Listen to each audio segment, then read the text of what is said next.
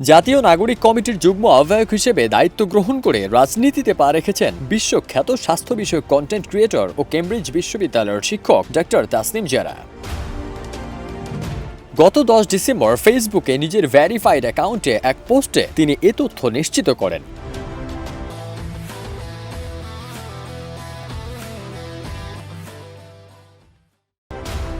পোস্টে ডক্টর তাসনিম বলেন, আমি জাতীয় নাগরিক কমিটির যুগ্ম আহ্বায়ক হিসেবে দায়িত্ব গ্রহণ করেছি। এই প্রথম আমি কোনো রাজনৈতিক প্ল্যাটফর্মের সঙ্গে যুক্ত হচ্ছি, তাই সিদ্ধান্তটি সহজ ছিল না। তবে এই কমিটিতে আমি অনেক বুদ্ধিদীপ্ত, চিন্তাশীল ও সৎ মানুষকে পেয়েছি, যারা অভ্যুত্থানের আকাঙ্ক্ষাকে বাস্তবায়ন করতে অসামান্য ত্যাগ স্বীকার করেছেন এবং ভবিষ্যতেও সর্বোচ্চ ত্যাগ স্বীকারে প্রস্তুত। তাদের সহকর্মী হতে পারা এবং দেশের জন্য একসঙ্গে কাজ করার সুযোগ পাওয়া সৌভাগ্যের বিষয়।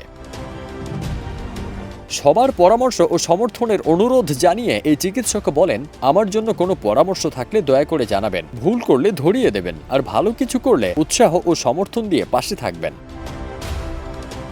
অনলাইন প্ল্যাটফর্মে স্বাস্থ্য সচেতনতা ও চিকিৎসা সংক্রান্ত নানা বিষয়ে তথ্য দিয়ে আলোচনায় আসেন কন্টেন্ট ক্রিয়েটর ডক্টর তাসনিম জারা। গত জুলাই-আগস্ট ছাত্র জনতার গণঅভ্যুত্থানের সময়ও আন্দোলনের সময় কেটে গেলে প্রাথমিক চিকিৎসা যেভাবে করবেন শিরোনামে ভার্চুয়ালি পরামর্শ দিয়ে আন্দোলনকারীদের পাশে দাঁড়ান।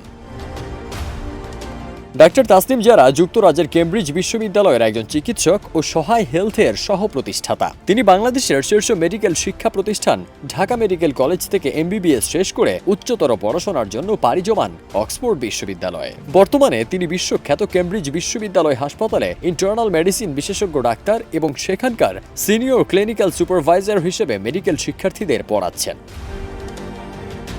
ফারদিন সানি, দেশ রূপান্তর।